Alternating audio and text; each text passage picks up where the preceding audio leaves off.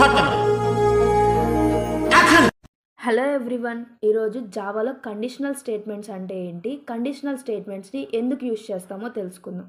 అసలు conditional statements అంటే ఏంటి అంటే కండిషన్ని చెక్ చేసి దాని రిజల్ట్ని బట్టి కోడ్ ఎగ్జిక్యూట్ అవ్వడం అనమాట. మీన్స్ ఆ రిజల్ట్ అనేది ట్రూ ఆ ఫాల్సా అనే దాని మీద బేస్ అయి కోడ్ ఎగ్జిక్యూట్ అవుతుంది. కండిషనల్ స్టేట్మెంట్స్ చాలా టైప్స్ ఉన్నాయి, వన్ బై వన్ చూద్దాం. First if statement. If statement ఏంటి అంటే కండిషన్ ట్రూ అయితేనే ఆ కోడ్ ఎగ్జిక్యూట్ అవుతుంది, లేదు అంటే ఎగ్జిక్యూట్ అవ్వదు. So syntax if condition true అయితేనే ఎగ్జిక్యూట్ అవుతుంది. Then if else. If else ఏంటి అంటే కండిషన్ ట్రూ అయితే ఇఫ్ బ్లాక్ ఎగ్జిక్యూట్ అవుతుంది, ఫాల్స్ అయితే ఎల్స్ బ్లాక్ ఎగ్జిక్యూట్ అవుతుంది అనమాట.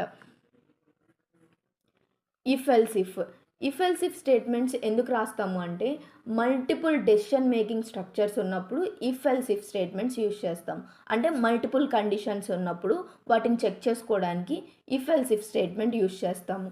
సింటాక్స్ ఇఫ్ కండిషన్ 1 కానీ ట్రూ అయితే కండిషన్ 1 ఎగ్జిక్యూట్ అవుతుంది.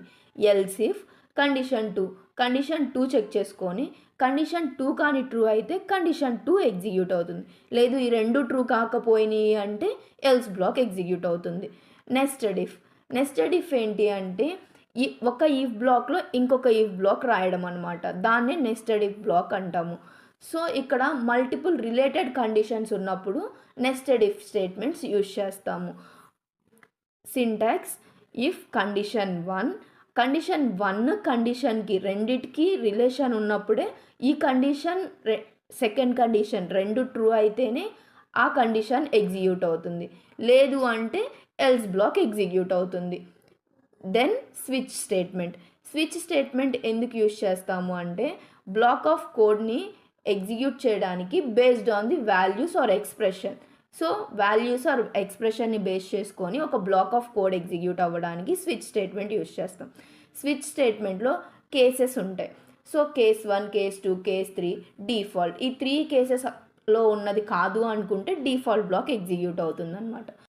మీకు ఇంకా సింపుల్గా with real time and practical ఎగ్జాంపుల్స్తో కావాలి అంటే ఫుల్ లెంత్ వీడియో యూట్యూబ్ ఛానల్లో అప్లోడ్ చేసింది. Please watch that video. Link బయోలో అండ్ కామెంట్ సెక్షన్లో పిన్ చేసి ఉంది. Please like, share and subscribe our channel.